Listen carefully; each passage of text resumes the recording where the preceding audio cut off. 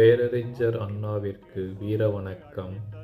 இன்று தமிழகத்தின் ஒப்பற்ற தலைவராக திகழ்ந்த பேரறிஞர் அண்ணா அவர்களின் நினைவு நாளில் அவரை போற்றி வணங்குகிறோம். அரசியலுக்கு அப்பாற்பட்டு தமிழ் சமூகம் இன்று தலை நிமிர்ந்து நிற்பதற்கு விதை போட்டவர் அவர்தான். நமது மாநிலத்திற்கு தமிழ்நாடு என்று பெயர் சூட்டி நம் மண்ணின் அடையாளத்தை உலகிற்கு பறைசாற்றியவர் அண்ணா. ஏழையின் சிரிப்பில் இறைவனை காண்போம் என்ற தாரக மந்திரத்தோடு சாதாரண மக்களுக்கு ஒரு படி அரிசி திட்டம் மற்றும் இலவச உயர்கல்வி போன்ற புரட்சிகரமான திட்டங்களை கொண்டு வந்தவர். கடமை, கண்ணியம், கட்டுப்பாடு என்பதை தன் வாழ்நாள் முழுவதும் கடைபிடித்த அவர், கல்வியும் அறிவும் தான் ஒரு சமூகத்தின் உண்மையான பலம் என்று நம்பினார்.